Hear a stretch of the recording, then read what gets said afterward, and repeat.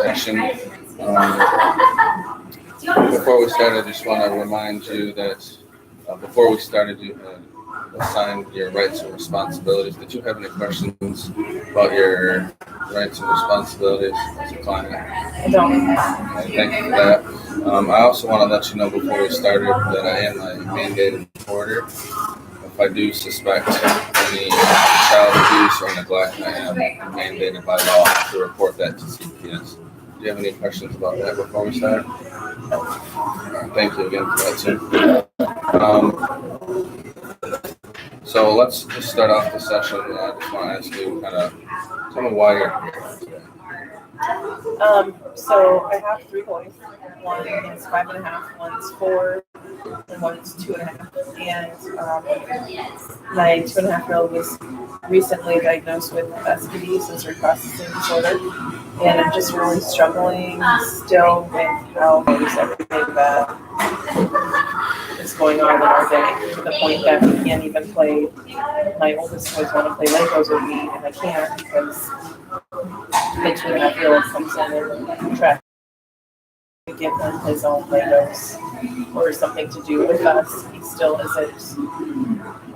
It's just really hard to be able to be there for each of the boys with the 2.5-year-old. I see. So you're 2.5, has sensory processing disorder, and he has 2 older brothers who are 4 and 5. Something like 90% of the time goes to basically. As far as difficulty dealing with Caleb, the 2.5-year-old, what would you say it was on a scale of 1 to 10? 1 being, really difficult to deal with him, and 10 being really, really easy to deal with him. Okay. I'm going to ask you another question. I just want you to kind of think about this for a couple of seconds before really answering. So say we leave here today, you go home, you go about your day, you put the kids to bed, do your nightly routine, all that, and then you go to sleep, you go to bed, and while you're sleeping, a miracle happens, but you don't know that a miracle has just happened because you were asleep. But when you wake up the next morning, the miracle's already happened. So what is the first thing that you would notice within your family that you knew a miracle had just happened? Like if I had to choose a miracle that I was maybe praying for. Sure, you can think about that, but kind of my question really is like a miracle while you were asleep. And you didn't know a miracle had happened because you were sleeping. Right. But you woke up and what would be the first thing you might realize that you noticed that a miracle had happened? Like what would you see? What would you when hear? I first woke up. Yeah. So are you saying that you struggle with the kids all sleeping in their own beds throughout the night? Yes, especially Caleb, the 2.5-year-old. How often would you say Caleb sleeps in his own bed throughout the night? Maybe 3 out of the 7 days a week. So most days he'll come in the middle of the night. So Yeah. getting better with you. And then kicks out my husband. Right.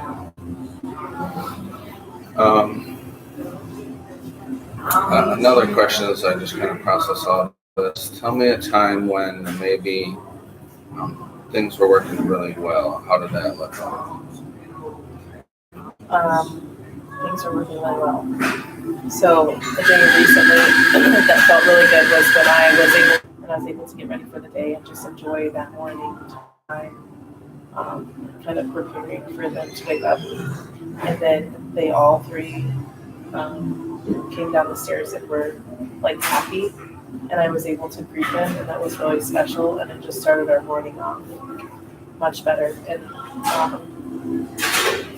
you could tell with the kids that they felt more calm and happy, even Caleb, just by having that really warm greeting in the morning. So had you woken up prior to that then? Yeah. And what did the night prior to this look like that you had woken up before them, even that morning?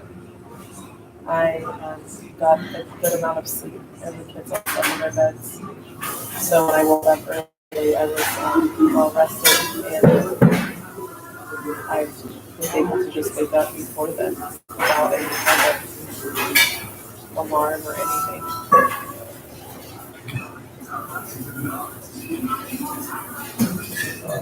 So how often would you say that sort of thing happens? Once a year. I can't remember it ever happening except for one time. Oh, okay. And it was great. It was the best year I ever had. But I feel like I have to get up like at 4:30 in the morning in order for that to happen on a daily basis because they usually get up, you know, 6 or 6:30. So you put them to sleep by what time? Try to have them just sleep between 7:30 And then they typically get up, you said, around 6:30. 6:30. And then 6. and then you typically go to bed, and that's It depends. If I'm really tired, then I'll go to bed by 9. yeah. Other times it's like 11. And then you'll get up basically when they get up, correct? Except for the when I get up. I just don't sleep. So a typical day, you might say, is you put them to bed, you go to bed within an hour, and then you get up when they get up. But the reason maybe you're not getting enough sleep is due to them waking up multiple times throughout the night, correct? Yep. It's like a rotation of the 3 of them. So what has worked in the past that has allowed them to stay in their beds throughout the night, specifically Caleb? When he comes into our room, taking him back to his bed and getting him back to sleep, which requires me getting out of bed or my husband multiple times, but it's usually me because that's the only person he wants. And then it's a lot of back and forth because he may wake up and then take him back to his bed, and then the next hour, one of the other kids wakes up and then we'll take him back to bed. Then it's just easier to put them into my bed instead of having to get up and do it. Right. So and we're able to kind of set a goal for you. I think this could be the first step when your day go better, if you can feel well rested and the kids are well rested. Just kind of like we asked the miracle question. That would, I think, be a good first step. So what would kind of be a goal that you can set for yourself that would allow you to put the kids to bed when they get out in the middle of the morning? What would that look like? It would be getting out of bed and putting them in their beds, because I think eventually they would just stay in their beds because they know that will increase the effort of doing it, which isn't much, but. And they'll when you put them back in their beds, they'll go back in their beds. Yeah, they usually do it pretty quickly. So what are some of the kind of the roadblocks of not doing that? Just because it's in the middle of the night, or it's the middle of the night, I'm tired. I may have just got to sleep an hour before, and doing it times 3 sometimes is just exhausting, and I just want to sleep. So I just throw them in bed because then I can go right back to sleep. But sometimes I don't because they're kicking me or, taking my pillow or blankets or whatever. And then it's time to wake up. okay. So have you ever tried like maybe a reward system with them? I know maybe for the 2.5-year-old that can be difficult. But, a reward system if they stay in their bed. Maybe they get a toy at the store. Or you tried anything like that? For the older 2, we have. they're a lot more easier with that. But the 2.5-year-old, he doesn't a reward system, so it wouldn't really matter to him. Right. Nothing really matters to him, like discipline wise or rewards. He just wants what he wants, and then we just do it most of the time because it's easier than fighting him. Right.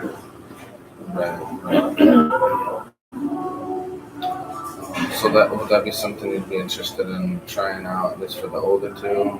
Do a little reward system. You can have check boxes. When they get 10 check boxes, you can take them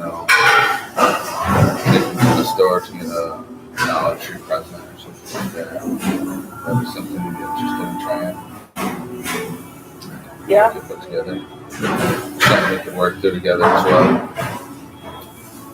So then going back to Caleb, the 2.5-year-old, since the reward system's not necessarily going to work with him, what kind of solution do you think would work best for you with him? Do you have any ideas in mind? It's really more just training him to do it. I feel like I got into a good habit of getting him to sleep on his own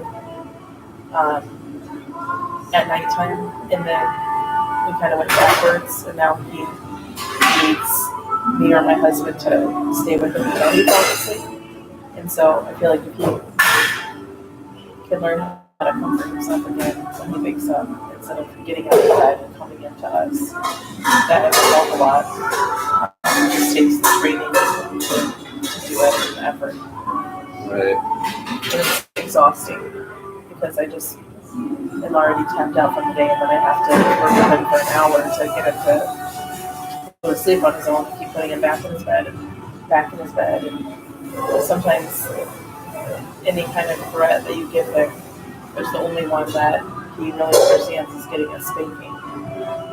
But sometimes that just doesn't work. If he's determined, he's still going to continue to get up no matter how many times you spank him. And we can't lock him in his room. And so then I just give up after a while, and he wins because I don't know what else to do. And I'm tired and I want to go to bed. Right. So what has worked? We lay with him until he falls asleep. How long does that typically take? Depends on how tired he is. But I struggle with it because I know that he enjoys me playing with him, and he seems very comforted by it. And really likes for me to lay there, and he wraps his arms around me, and it's very special. So part of me just wants to do it because he enjoys that with me. But then the other part is frustrated and tired and ready to have a break. So I'm just ready for him to be asleep, especially if it takes 30 minutes or so. So I don't know the fine line between that. Like, how long do I do that? Right. But also he needs to be learning his independence and able to self-soothe so he can go to sleep on his own. Right. So if we were to kind of set a goal for you and your husband and Caleb, having Caleb's, he goes in his bed at night fairly easy to begin with, for the most part? Yeah, for the most part. It's just in the middle of the night, and then I kind of lack sleep at that point, correct? Right. Okay. So, is it something where you and your husband should take turns, or one night you get up and put him in bed, the next night he does, or take turns throughout the night? I know you say you get up really early for work on a few days of the week, so maybe those would be days that you don't like that. He's really great with that, but Caleb doesn't necessarily always want him to. It's about 75% me, 25% him. So in the middle of the night, it just doesn't work. As many times as my husband will get up with them, he really just wants me to get up with him. And we'll fight until he gets me, basically. So in order to not wake the other boys up in the house or just to get him back to sleep without him getting more woke up from being upset. I'll get up and help him. Right. So is it worth it putting him back into his bed, or is it just like is it worth it to actually put him back into his bed, or is it just better off to just let him sleep in his bed? Sometimes it just feels like it's better to let him sleep in our own bed, but then I feel like I'm creating a bad habit. Yeah. Because then we're taking away any bit of confidence he has to sleep in his bed when we just let him. But then I enjoy the time with him. Like I enjoy that. Kind of feel guilty for not letting him. Do you think there's any reason that he's getting out of bed in the middle of the night? Or is it just him just waking up? I guess it's just him waking up, or maybe he's thirsty, or it's dry in his room. I don't know. I don't know why it wakes him up. You said he had sensory issues. We tried different sensory processing tools at nighttime, so like weighted blankets or different lights or sounds and that sort of thing. So we've tried the weighted blanket and it doesn't work. He isn't really fazed by it. He gets kind of frustrated with blankets anyway, so that having a heavy blanket doesn't work for him. There is a nightlight in there, so he has that so he can see. He's not just in the dark.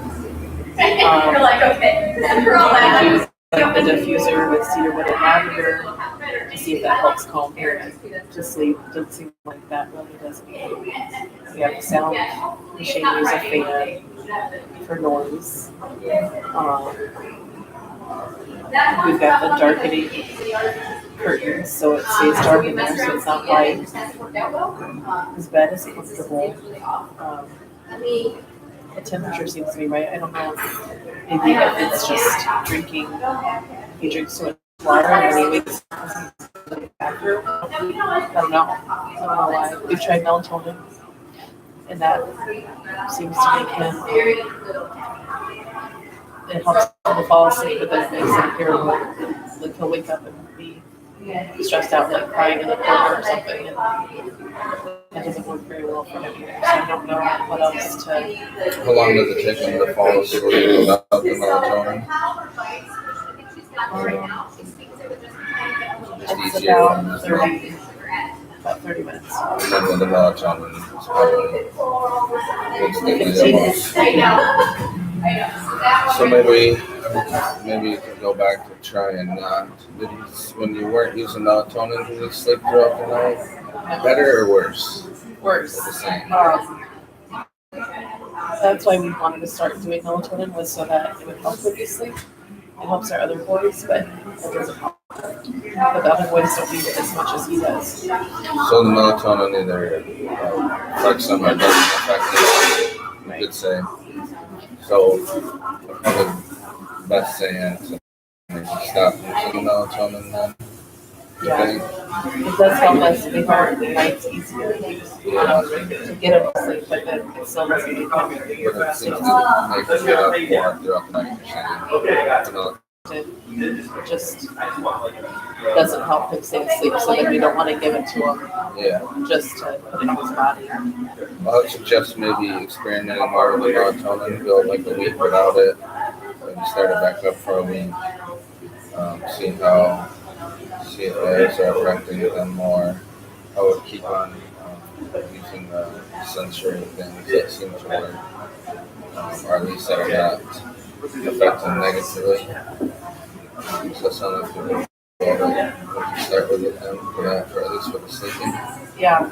Do you have any other ideas of like what we could do or resources with sensory processing that I could look into to just kind of see maybe more how I can help him with Yeah, the I can sleeping? give you a referral to a place for children that focuses on sensory processing, speech, sort of things. Working in the process of this. I think if we really are kind of our first step, figure out the sleep thing, we'll feel more energized. We'll be able to get more sleep throughout the night. You'll be more energized throughout the day. You know, does he take naps throughout the day? It's about every other day right now, but it seems like he still needs a nap every day because at about 3 and 4 o'clock he just is kind of flying off the handle and not doing well. At that point. But he does nap pretty well. We do. When he doesn't nap compared to when he does nap, do those days look differently? Much better when he naps. Much better when he naps. And he's pretty good at napping, or not so much? It depends on the day. Sometimes he's really tired, and especially if he gets up like at 6, he's ready for a nap. Fights it a little bit, but for the most part, he'll take a nap. Yeah. And then, what does your day look like? I know you said you focus, you say about 80 to 90% on him and then the other boys. Yeah. And so what does a typical day might look like with Caleb? So we wake up and we snuggle for a little bit and we'll watch a show, and then like at the library they have a thing called jumping and jamming, so we have some energy burned out, and then come home and go out to be changed. What happens to make that happen? So is it something when your husband comes home or 30 minutes before your daily bedtime routine, you can take 20 to 40 minutes to specifically engage just with Caleb? I think that would help at all. It would. So what It doesn't feel like I could do that when my husband gets home. Well, I just would have to figure it out because when he gets home and making dinner and getting everybody served, eating dinner, and then it's bath time and it's bedtime. It goes very quickly. It would be more of me finding time to do that during the day with him, and scheduling, and then like that. So, what's one thing that you could do when you leave here today that you could start doing with Caleb throughout the day, that you can make like a checklist, right? Monday, put a little box, did what with Caleb for on the time. Yeah. What could that be? Like starting tomorrow Starting or tomorrow, today. Take him for 30 minutes outside. It's nice out a little bit. And just spend with him and interact. It's hard for me to just slow down and focus on this. I know it's important and I want to. I just need to kind of train myself to do that. Yeah. So if I could, I think, get like 30 minutes in a day, that would be substantial compared. It seems so small, but for him, I think that would be huge. So when you leave here today, I want your homework to be to make a list that's going to say each day of the week, Monday through and then you can make 7 different things. They're all the same. Write a book to Caleb. Have it in 30-minute increments. And then for it to be measurable, we'll have a checkbox, and then you can check that box once you've done it for that day. If you miss a day, that's fine.